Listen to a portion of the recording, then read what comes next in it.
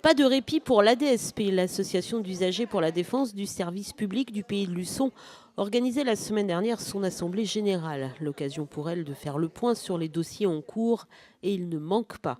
En ce moment, c'est particulièrement les services de santé qui préoccupent l'ADSP, qui se mobilisent pour un accès aux soins pour tous et partout.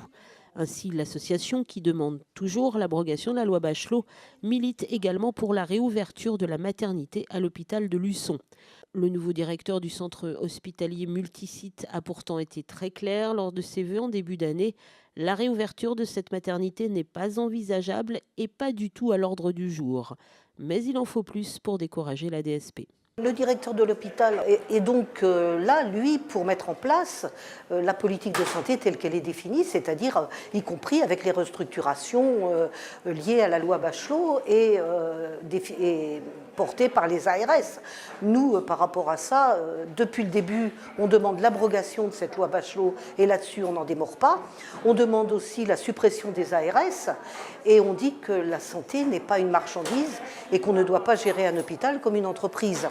Donc, partant de là, il est bien évident que, lui, c'est son discours, nous, on a notre discours, et après, ce qu'il y a, c'est qu'il va falloir qu'on fasse faire évoluer les choses. Et ça, ce sera comme ça a toujours été, par le rapport de force qu'on va pouvoir construire avec les populations, avec les élus, avec les personnels, avec donc tous les gens du bassin de Luçon en particulier, mais c'est un problème beaucoup plus général puisque, en fait, c'est un problème national.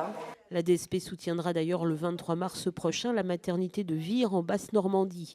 L'ARS locale a annoncé sa fermeture sous prétexte de non-sécurité et depuis, beaucoup de mouvements de résistance ont eu lieu sur place, avec donc en point de mire le 23 mars une manifestation nationale. Une situation qui rappelle la mobilisation organisée pour la maternité de Luçon.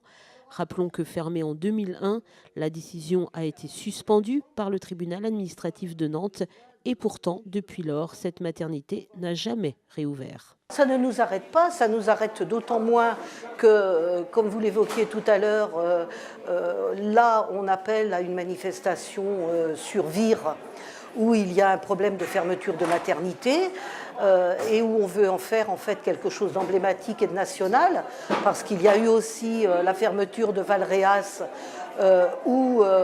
qui se retrouvent un peu dans la même situation que Luçon, c'est-à-dire où ils ont gagné au niveau juridique et où l'ARS a dit « je ne publierai pas les postes ». Donc voilà, donc ça veut dire qu'aujourd'hui on se trouve dans cette situation où on ferme partout. Le combat de la DSP se poursuit également pour la gare de Luçon, toujours menacée par l'éventuelle suppression de trains. Bref, la lutte continue avec, et c'est un grand motif de satisfaction pour l'association luçonnaise, l'appui fort et indéfectible des populations locales, toujours prêtes à se mobiliser pour le maintien de ces services publics. On voit bien que les services publics, contrairement à ce qu'on voudrait nous faire croire, c'est que les services publics, c'est quelque chose de fondamental et de nécessaire à tout point de vue. Tous les exemples qu'on peut prendre, bon, la santé, l'école, on voit ce qui s'est passé aujourd'hui, enfin ces derniers jours avec les problèmes d'intempéries.